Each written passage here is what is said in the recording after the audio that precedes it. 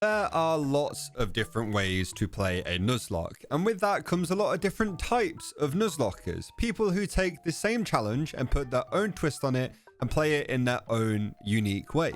And I think it's interesting watching different people try and do Nuzlockes because you can kind of see what type of Nuzlocker they are quite quickly. I've managed to identify 10 different types of Nuzlockers, so I'm going to talk about them today.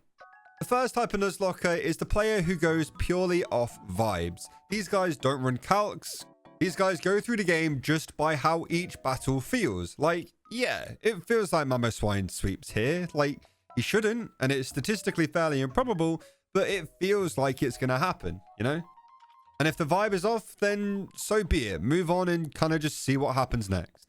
I feel like this is how I start a lot of my runs, when things don't really matter because the time invested isn't so high and the encounters I could kill early aren't too big of a deal as they won't be on my Elite 4 team anyway. But later on, I transition into a different type of player, the plan every single fight kind of player. These guys have a guide up on their other monitor on all of the fights on the route that they might run into, all of the boss fights, their movesets, and have a plan for each and every single one of them. Each fight is calculated out. They know when they're swapping their Pokemon, what move will kill each of the opponent's Pokemon, and everything is set up perfectly for them to win. This is kind of how I play towards the end of a run where the fights do get harder and the Pokemon I'm using are more potentially for Pokemon instead of useless fodder I can kill off whenever I need to. That's realistically the only time I will be calculating every single fight because I want to win. Obviously, when you're playing difficulty ROM hacks like Run and Bun, you'll want to plan basically every single fight because every Pokemon is a piece of a puzzle that happens way later in the game. The next type of Nuzlocker is the kind of player who gives up on the Nuzlocke the second their starter dies. I'm not even saying this is a bad thing either. The starter Pokemon is the one you are the most attached to by design. It's the first member of your team in every single game you play. And losing this Pokemon not only means losing your first Pokemon, but most of the time they are some of the most valuable Pokemon you could take through a vanilla playthrough. Imagine you pick Chimchar while going through Sinnoh. Fire types are pretty good throughout the region, and you can literally only catch one or two of them other than the starter, depending on what game you're playing. So if you lose a Chimchar, then you've not only lost your starter, you've lost an insanely useful Pokemon for the game too, and one of your only options for fire types in the whole thing. And that is kind of why I think a lot of people will go in with the intention of Nuzlocking a game. Then if they do manage to lose their starter, they'll decide, I'll do a Nuzlocke next time and just carry on playing normally. And honestly, more power to you. Nuzlocks are supposed to be a fun way of playing a children's game. And if restarting because you feel like you need your starter or playing through the rest of the game without it isn't what you find fun, then don't play like that. The next player though does kind of directly contradict everything I've just said. These are the nobody is safe players. Oh, you're a starter Pokemon? Too bad. You will get thrown to the wolves and killed off if needs must. Oh, you're an incredible, important endgame Pokemon that is crucial to the Elite Four success? Yeah, you're dying to the evil team boss fight. Sorry. I really enjoy watching people play like this. This feels more to me like what Nuzlockes were supposed to be at the start, if that makes sense. Like, you weren't 100% sure what Pokemon were coming up. You didn't know who would be needed for what. So you just did what you had to get out of the fight you're in. And if that means losing a starter, then that's what it meant. If you played with legendaries, but sacking it would save the run, then so be it. That legendary is dead now. I think these are also quite interesting because it's forcing the player to actually make a team out of their encounters instead of just making sure they get the right ones and using the same team everybody else does through the whole thing. Very interesting to watch. The next type of player would be the ROM hack players. These are the players who have probably beaten most of the vanilla Pokemon games now with Nuzlockes and are looking for something a little bit more challenging. So you'd see a lot of these players going for like difficulty ROM hacks like Emerald Kaizo, Radical Red, and Renegade Platinum being some of the more popular ones. These games are modified versions of the regular Pokemon games to make them far more difficult of a puzzle to solve in terms of getting through the game without losing all of your Pokemon, and Nuzlockers go crazy for these games. If you're a Nuzlocker that has beaten most of the vanilla Pokemon games and is looking for something else, maybe try some difficulty ROM hacks. Maybe don't jump straight to Emerald Kaizo, but starting on like a Renegade Platinum or one of the ones that is considered a little bit easier might be a pretty good place to start.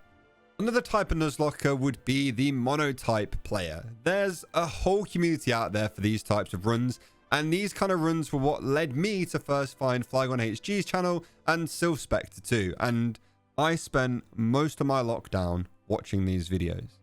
These are runs that you can do if you still feel like the vanilla games are too easy, but you don't think you're quite ready for some of the difficulty ROM hacks yet. This is a way to limit yourself a little bit more and give yourself more of a challenge in a vanilla Pokemon game that you will know quite well. They're not crazy impossible, but they are definitely more difficult than playing through normally.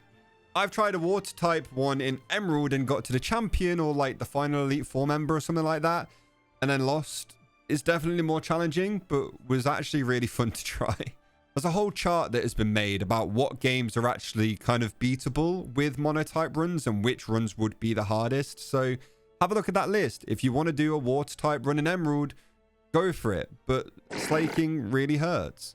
Another type of player would be the too many rules player.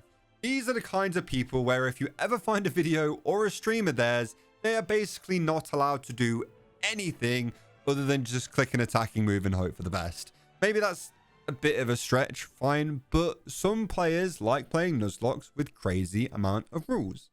It could be like a monotype run like we've already talked about. Maybe not allowing your Pokemon to learn any new moves. No super effective moves being used. No held items in battle. No healing at Pokemon centers. It could be anything. And to be honest, that's kind of the beauty of Nuzlocke. There really is literally millions of ways to play through the same couple of Pokemon games just with your own self-imposed rules. Will all of these rules be fun? God, probably not, but they are there if you want that specific challenge, and I'll always love that about Nuzlocke. The next type of players are the people who start a Nuzlocke but never finish them.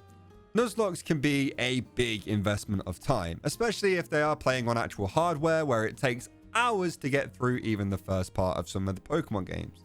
And you won't be able to cheat in rare candies like everybody on YouTube does. That's a big commitment of time, so you might start one thinking you're going to fly through it, but realistically you might play for like 2 hours in a day and then forget to come back to it, or just not really have the time to play it for the rest. So with all of the best intentions in the world, most Nuzlocke runs that start never actually finish.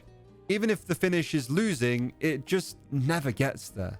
The penultimate type of Nuzlocker is the lucky one, or you could call them the chosen one. These players literally have everything go right for them. They could be in a position where the enemy Pokemon has to miss a 90% accuracy move for them to actually stand a chance of winning, and then the enemy Pokemon misses that exact 90% accuracy move.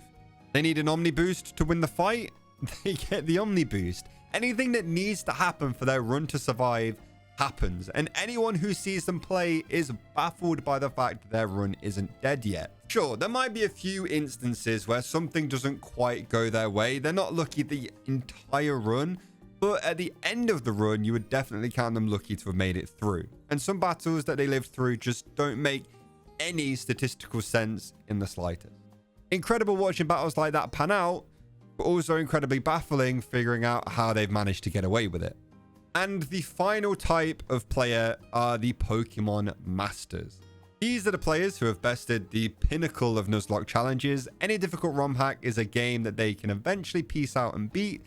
Vanilla challenges are no problem for them, and they have an insane knowledge on Pokemon, abilities, moves, each game they play, and then just anything else they might need to know about winning a specific type of Nuzlocke. These players are what everyone who is serious about Nuzlocke strives to be like. The type that can take challenges once thought to be impossible and eventually win them.